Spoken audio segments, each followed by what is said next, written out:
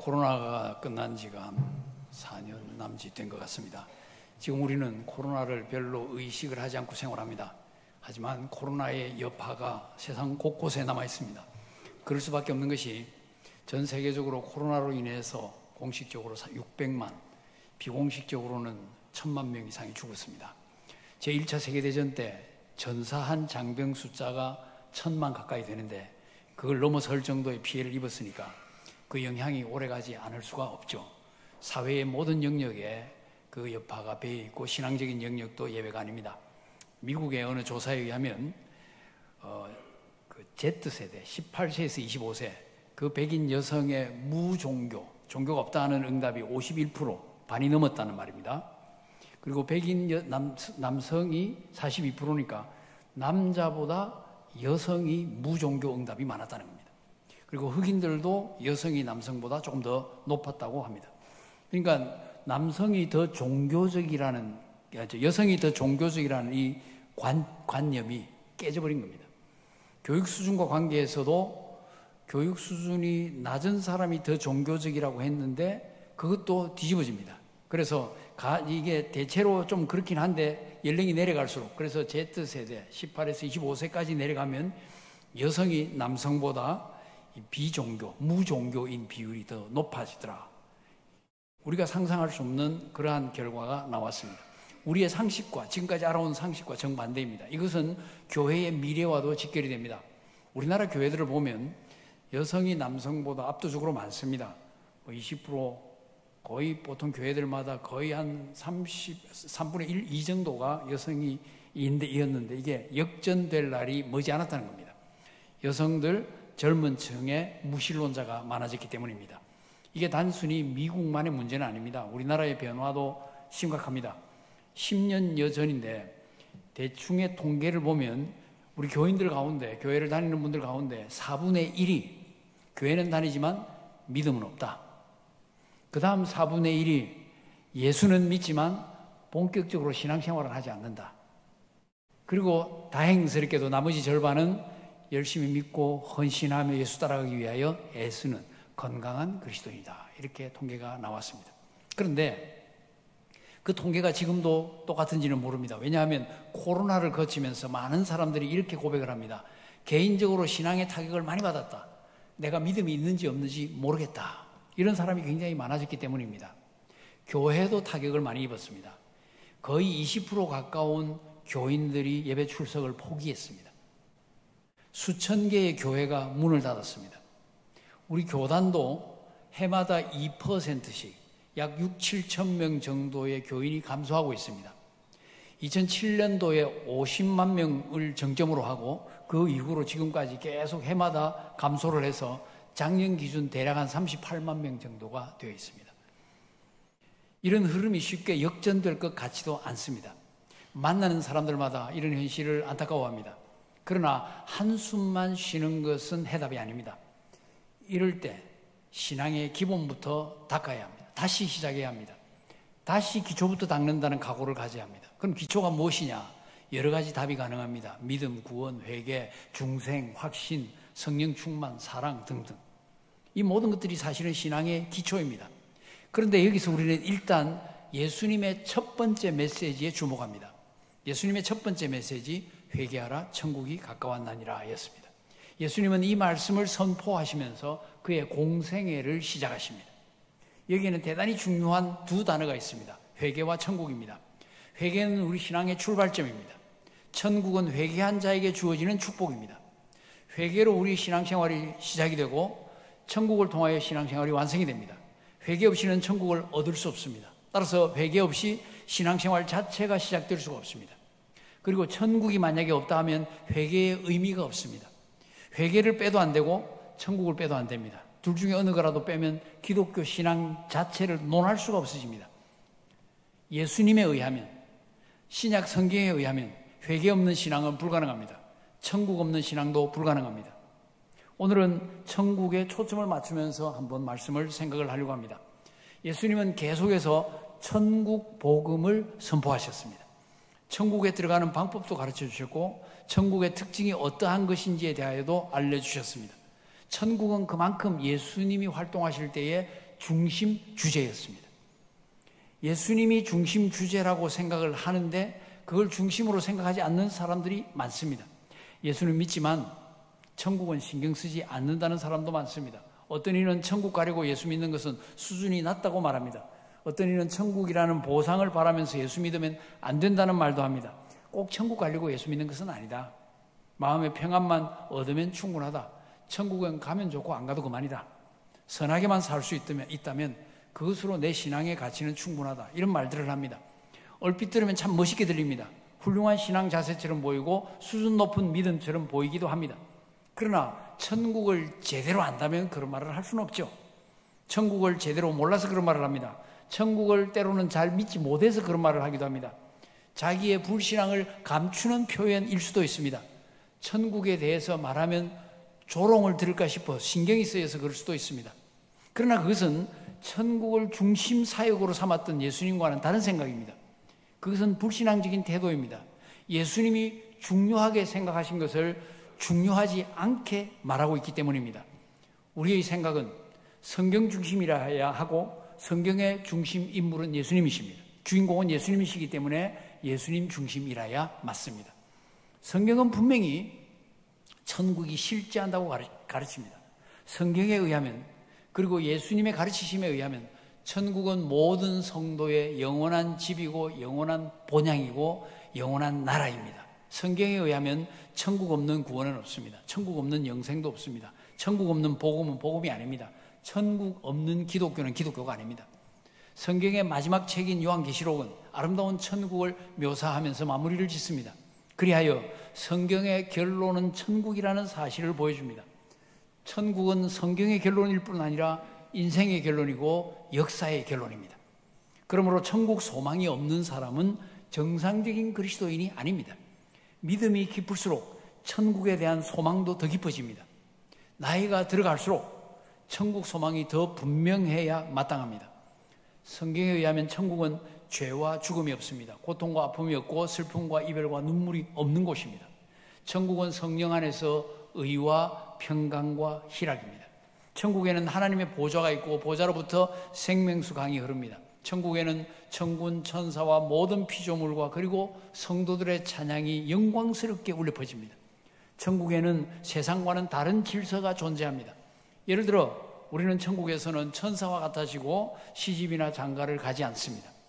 그러나 우리가 아무리 천국에 대한 설명을 많이 한다고 해도 그 설명을 자세히 듣는다고 해도 천국을 완전히 이해하는 것은 불가능합니다. 천국에 대하여 아무리 공부를 하고 아무리 연구를 해도 우리의 천국 이해는 불완전할 수밖에 없습니다. 천국의 아름다움과 그 영광은 우리의 지식과 우리의 상상을 훨씬 초월합니다. 천국에는 비밀의 영역이 아직도 많이 있을 겁니다. 우리의 천국 지식은 부분적일 수밖에 없습니다. 왜냐하면 우리는 지상에 살고 있기 때문입니다. 그래서 예수님은 천국의 다양한 특징들을 부분적으로 우리 이해의 범위 안에서 세상을 사는 사람들이 이해할 수 있도록 적합한 비유를 사용해서 가르쳐 주십니다.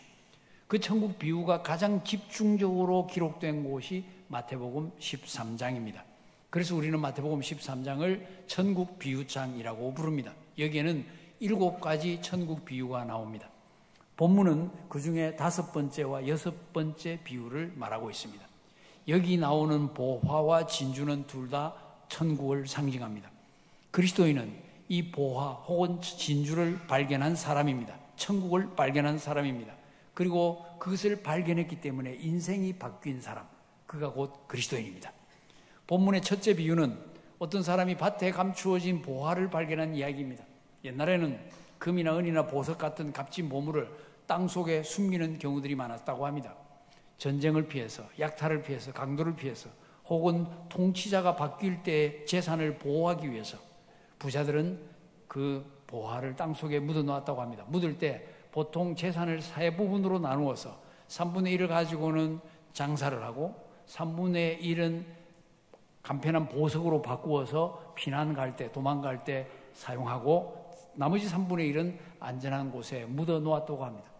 그런데 어떤 이들은 자기 보물을 찾지 못한 채 죽기도 합니다. 피난 갔다가 돌아오지 못하기도 합니다. 땅의 주인이 오랜 세월 지나면서 계속해서 바뀝니다. 그래서 누가 그 주인의 보물인지도 모르는 상태가 됩니다. 만약에 훗날에 누군가가 그 보물을 땅에서 파내어서 가질 수 있다고 하면 그 사람은 행운아입니다. 본문에 그 행운아가 나오고 있습니다. 이 행운아는 남의 밭에서 일을 해주던 사람입니다. 소작농이었을 겁니다. 그는 그날도 열심히 땅을 팝니다. 그런데 땅을 파는데 괭이 끝에 딸가락 소리가 들립니다. 조심스럽게 파보니까 보물상자입니다. 흥분과 전율로 가슴이 두근두근. 누구 보는 사람이 없나 돌아봅니다. 말로만 듣던 행운이 자기에게 닥쳐온 겁니다. 아무도 보는 사람이 없다는 걸 확인한 다음에 흙으로 다시 덮어놓습니다. 아무 일 없었던 것처럼 시치미를 떼고 집으로 돌아갑니다. 밤에 잠이 올 리가 없죠. 누가 혹시 나를 몰래 보았을까? 혹시 그 보물을 찾아가 버리지 않았을까? 걱정이 됩니다. 밤잠을 설치고 아침을 맞이합니다. 다시 밭으로 가서 상황을 살펴봅니다. 모든 것이 그대로입니다. 이제 그 후에 그는 밭주인을 찾아갑니다. 시치미를 떼고 대수롭지 않은 듯이 말을 건넵니다. 주인님, 혹시 저 밭을 제게 팔지 않으시겠습니까? 웬만하면 파시지요. 저 밭이 꼭 필요한데요. 제 밭에서 농사 한번 지어보고 싶습니다. 온갖 호소 등등을 펼쳐 놓겠죠. 주인이 갑자기 밭을 사겠다는 이 농부가 이상할 수밖에 없습니다. 이게 무슨 작당을 하는, 무슨 꿍꿍이 속이 있는지 의심도 합니다. 여러 가지로 농부의 의중도 떠보고 팔지 않겠다고 튕겨보기도 하고 이렇게 저렇게 값도 올려봅니다. 그러다가 주인은 결론을 내립니다. 이번 기회에 이 바보에게 팔아치우는 게 제일 좋겠다. 이런 바보 만날 기회도 흔치 않으니 적당히 밀당하다가 팔아야겠다. 그러면서 속으로 횡재했다고 생각할 겁니다. 농부는 농부대로 긴장합니다. 여러 가지 열거를 합니다. 그래서 두 사람이 밀당을 하다가 결국은 주인이 비싼 값을 부르면서 인심 쓰듯이 말합니다. 허락을 해줍니다. 그러자 농부는 그 밭을 사기 위해서 자기의 전 재산을 처분해버립니다. 주인은 큰 돈을 봅니다. 속으로 횡재했다. 저 바보한테 이러면서 떠나갑니다. 마을에는 그 소문이 순식간에 퍼집니다. 마을 사람들은 농부를 비웃습니다. 그리고 지나가는 농부의 아내와 그 집 아이들을 가리키면서 불쌍하다고, 아빠 잘못 만나서 남편 잘못 만나서 알거지 됐다고 혀를 끌끌 찹니다. 그러나 농부는 다릅니다. 그는 속으로 쾌재를 부릅니다. 춤이라도 추고 싶습니다. 좋아서 노래라도 부르고 싶고 고함이라도 지르고 싶습니다. 주인에게 고맙다고 절이라도 계속 하고 싶습니다. 그는 아내와 자녀들에게 나만 믿어, 아빠만 믿어, 남편만 믿어, 아무 걱정하지 마, 내가 다 알아서 할게, 자신 있게 말합니다. 그는 자기 비밀을 알지 못하는 동네 사람들을 오히려 속으로 비웃습니다. 기쁨에서 터져나오는 이 웃음을 참으려고 표정 관리를 할 수밖에 없습니다. 속으로 생각합니다. 너네들 내가 바보라고? 바보는 아무것도 모르는 당신들이지. 이제 이 동네에서, 아니 인근에서 내가 제일 부자야. 내가 보물을 공개하는 순간 당신들은 놀라 뒤로 자빠질걸. 천국이 그런 것입니다. 천국을 소유한 기쁨이, 보물을 발견한 바로 그 기쁨이라는 것입니다. 이것이 그리스도인의 기쁨입니다. 사람들은 그리스도인이 어리석다고 비웃습니다. 아무것도 없으면서 웃고 살고 기뻐하고 노래하는, 찬송하는 사람들을 보면서 고개를 짤짤 흔듭니다. 그 집 아이들 불쌍하다고 말합니다. 도대체 왜 그렇게 좋아하는지 이해할 수가 없습니다. 그러나 그리스도인의 마음에는 세상 사람들이 알지 못하는 기쁨이 가득합니다. 나는 천국을 얻은 사람이야. 천국은 내 거야. 나는 그 누구보다도 부자야. 훗날 세상 사람들은 자기들의 어리석음을 오히려 고백하면서 땅을 치고 후회하게 될 것입니다. 그때 그리스도인들은 환희의 춤을 추며 찬양하게 될 것입니다. 여러분, 그 차이가 보이십니까? 이 비유에서 보화의 원래 주인이 누군데 윤리적으로 그 주인을 끝까지 찾아서 돌려줘야지, 이런 건 논할 거리가 아닙니다. 여러분이 비유를 보실 때 그 핵심이 뭔지를 봐야 됩니다. 핵심은 천국을 얻는 것은 보물을 발견한 것과 같은 특징을 가진다는 겁니다. 그래서 예수님은 이 이야기를 통해서 천국은 그렇게 해서 발견한 보물과 같은 것이라는 것을 알려주십니다.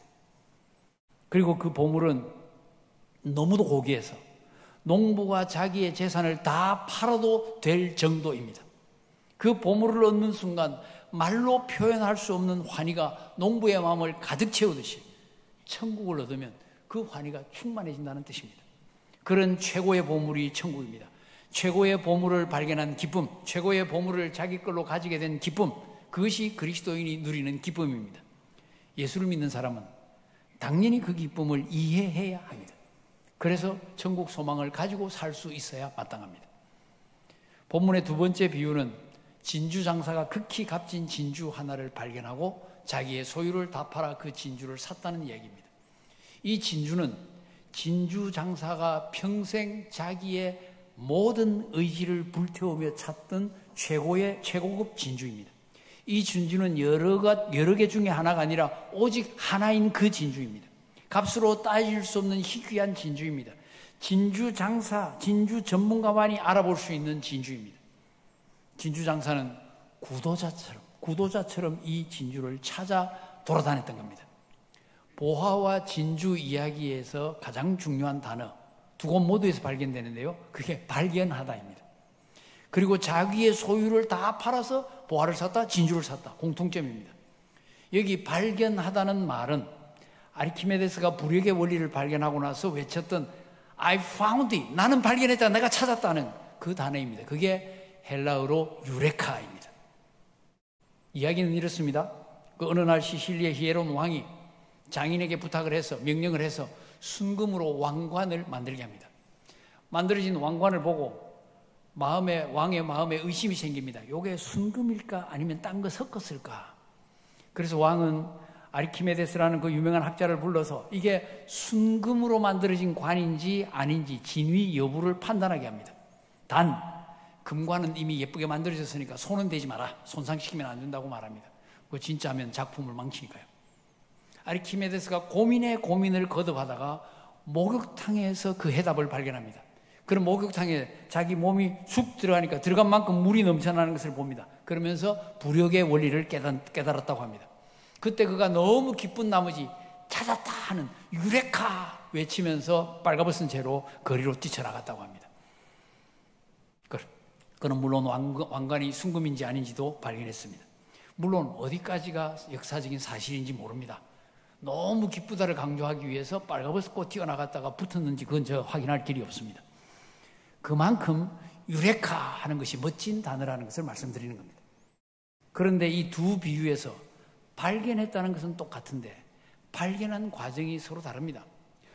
보화를 발견한 사람은 남의 밭에서 일하다가 우연히 복권 당첨된 것처럼 발견합니다. 행운이죠. 진주의 경우는 진주 장사가 좋은 진주를 구하려고 갖은 노력을 기울이다가 발견을 합니다. 이 사람은 진주 전문가요, 최고의 진주를 얻기 위해서 인생을 걸었던 사람입니다. 그는 그의 능력과 노력의 결과로 극히 값진 진주를 발견하고야 말았습니다. 신앙적인 방식과 비교를 해보면 밭에서 보물을 찾은 사람은 물론 일은 열심히 했지만 보물과 상관없이 일했습니다. 그러니까 보물 찾으려는 노력을 한 것이 아닙니다. 그는 밭에서 일하다가 우연히 보물을 발견한 겁니다. 그는 특별한 행운으로 보물을 발견한 겁니다. 그러니까 이런 사람을 우리에게 비교를 해보면 특별한 행운으로 믿음을 가지게 된 사람, 특별한 노력 없이 믿음을 갖게 되고 구원을 얻게 되고 천국 소망을 가지게 된 사람입니다. 교회에는 이런 사람이 아주 많습니다. 훨씬 많은 편이죠. 진주 장사는 다릅니다. 노력을 기울이다가 바른 신앙을 발견한 경우입니다. 그는 구원의 길을 찾기 위해 애쓴 사람입니다. 철학을 공부하고 사상을 공부하고 종교를 비교하고 그러다가 이게 진리네 하고 발견한 사람입니다. 그는 영생의 길을 찾기 위해서 어떻게 하면 천국을 얻을 수 있을지 힘겹게 구도의 길을 걷다가 발견한 사람이죠. 교회 안에 모든 성도가 꼭 이 두 부류에 들어간다. 나는 이쪽이네, 나는 이쪽이네,만은 아닙니다. 그 사이에 많은 다양한 경우가 있습니다. 그렇게 일치를 시킬 필요는 없습니다. 우리는 다양한 방식으로 신앙생활을 시작하고 다양한 방식으로 확신을 얻고 다양한 방식으로 소망을 가지기 때문입니다. 제가 만나본 사람들 가운데 어떤 사람은 성경을 2번 읽고 나니까 예수가 믿어지더라고 말했습니다. 어떤 분은 부흥회 오후 시간에 참석을 했는데 오후 시간이 졸리잖아요. 그런데 11조 설교를 들었는데 예수 믿으면 11조 하는 게 맞겠다는 생각이 갑자기 들더랍니다. 처음 설교를 들으면서. 그래서 11조 설교 듣고 예수 믿었습니다. 신기한 사람도 있더라고요. 어떤 사람은 지옥의 환상을 보았는데 너무 무서워가지고 자기는 예수를 믿는다고 말했습니다. 어떤 사람은 꿈에 예수님 보고 예수를 믿기 시작합니다. 어떤 사람은 집회 참석해서 설교를 듣다가 믿음이 생겨서 새 사람 되기도 하고, 어떤 사람은 갑자기 죄를 깨닫고 회개하고 변화되기도 합니다. 다양합니다. 어떤 경우든지, 그리고 어떤 방식이든지 가장 중요한 사실은 구원의 길을 발견했느냐 하지 못했느냐입니다. 본문의 경우 두 비유 모두에서 공통적인 것은 최고의 것을 발견했다 하는 점입니다. 한 사람은 행운처럼 보입니다. 그러나 여러분, 밭에서 일을 한다고 해서 누구에게나 그 행운이 오는 것은 아니지 않습니까? 누구나 보물을 발견하는 것이 아닙니다. 값진 진주를 찾아서 평생을 바친다고 해도 그 바친 모든 사람이 그런 진주를 발견한다는 보장은 없습니다. 전자는 행운처럼 보이고 후자는 노력의 결과처럼 보이지만 사실은 둘 다 행운입니다. 이걸 우리 신앙적인 용어로 하나님의 은혜의 결과라고 보아야 되는 겁니다. 하나님의 은혜로 보화를 발견하고 하나님의 은혜로 값진 진주를 발견한 겁니다. 보화든지 진주든지 발견하면서 인생이 바뀝니다. 자기 소유를 모두 팔아버립니다. 그 밭을 사고 진주를 삽니다. 밭에 보화를 떠올리면 자기가 가지고 있었던 모든 것은 없어져도 아무 상관이 없습니다. 그것만 가질 수 있다면, 값진 진주만 살 수 있다면 그동안 모아왔던 다른 모든 진주들을 비롯한 모든 재산 아무 소용이 없습니다. 전혀 귀하게 생각이 되지 않습니다. 그 진주만 얻을 수 있다면. 보물을 발견한 기쁨이 사람을 그렇게 만드는 겁니다. 최고의 진주를 발견한 기쁨이 사람을 그렇게 변화시킵니다. 가치관을 그렇게 바꿔버립니다. 인생을 그렇게 바꿔버리는 겁니다. 본문에 의하면 천국이 그런 겁니다.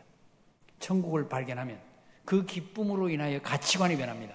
지금까지 애지중지하던 것들이 배설물처럼 보입니다. 그래서 그런 것들을 다 팔아치워도 남에게 나눠줘도 전혀 아깝지 않습니다.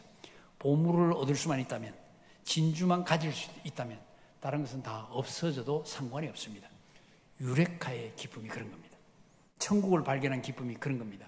그 기쁨이 우리의 생각을 바꾸고 우리의 행동을 바꿉니다. 그 기쁨이 우리의 태도를 바꾸고 우리 인생의 목적을 바꿉니다. 천국은 우리 인생을 그렇게 바꾸어도 괜찮은 놀라운 보화입니다. 놀랍고도 유일한 진주입니다.